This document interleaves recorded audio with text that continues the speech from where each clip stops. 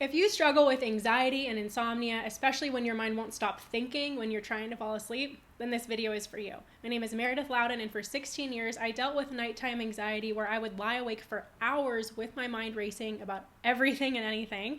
And at the time, I didn't realize that this was anxiety. I thought that my mind was just screwed up. But there's actually a very good reason why your mind and body are remaining awake and alert at night. So I'm letting you know right now, you're not screwed up at all. Your body is working exactly as it's supposed to. Since breaking free from the insomnia and anxiety cycle myself, I'm now an insomnia and subconscious reprogramming coach, and I've helped hundreds of people worldwide eliminate the racing thoughts keeping them awake at night, and also eliminate chronic stress, anxiety, and overthinking. So this is also 100% possible for you. To beat sleep anxiety, first you have to understand your brain's perspective of what's going on, because your brain always has a reason for what it does, and it always has a positive intention. So right now it thinks that keeping you awake at night is helping you in some way. Thoughts are generated by your brain in an attempt to get you to take some sort of action. The problem with this is that at night, you're not supposed to be taking action. You're supposed to be sleeping. You're supposed to be sleeping and resting so that tomorrow you have plenty of energy to take the actions that you need to take. You'll be much more effective tomorrow if you sleep well tonight, but your brain hasn't been understanding that. So this is why it triggers all of those thoughts and can even release adrenaline in your body that keeps you awake. And just by understanding this key concept can help you detach from the thoughts that pop into your mind when you're trying to sleep. So if you notice those worried thoughts like, what if I can't sleep tonight? Or what if I mess up tomorrow's work presentation? Or what if I miss my flight if you're going on a trip? This is because your brain is trying to problem solve things that aren't even problems.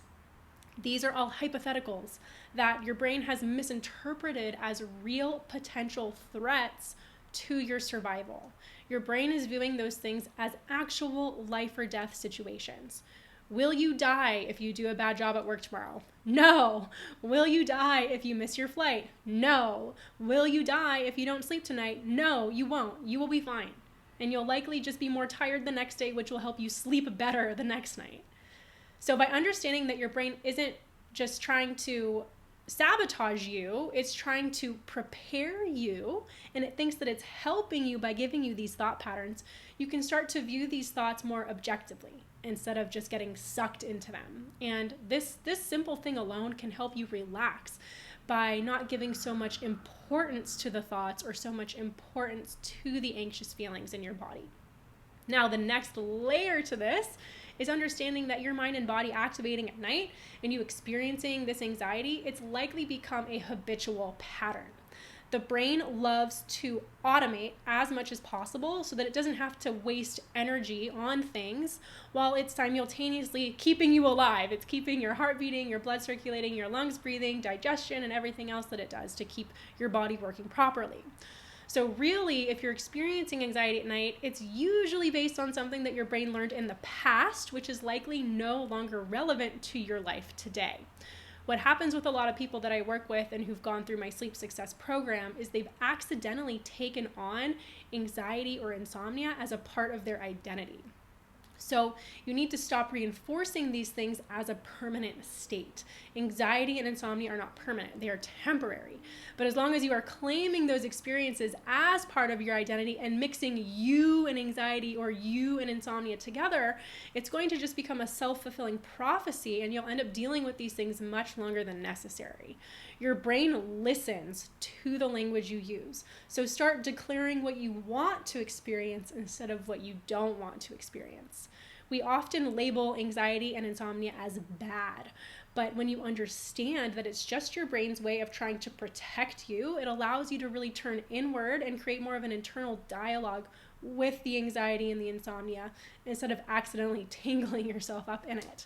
So talk to anxiety as a younger version of you who's scared and just needs some reassurance that everything is actually okay. This can really help you reduce the intensity of your anxious feelings and quiet down those racing thoughts. Remember that the mind racing and anxious feelings are simply symptoms. These are not permanent. It's simply information that your body is showing you to get you to pay attention to perhaps some part of your life that is out of balance. Are you stressed out every day? Why is that? Are you doing things you don't want to do? Are you living in alignment with your true self, or are you just doing things based on the expectations of others? We have to take a look at your daily life as well to be able to turn this around and get you sleeping well quickly. If you want to completely eliminate sleep anxiety and get your sleep back to normal as fast as possible, make sure you watch the free masterclass that's on my website. That is where I go into the most detail and show you the exact strategy to break free from the racing mind cycle and get your sleep back naturally. So I'll link that in the description below. If you found this helpful, make sure to like and subscribe to help the algorithm push this out to more people. Comment below if you have any questions or topics that you'd like me to answer in future videos, or just say hello and let me know you watched all the way to the end. I'm truly so grateful for you, and remember, you're more powerful than you think.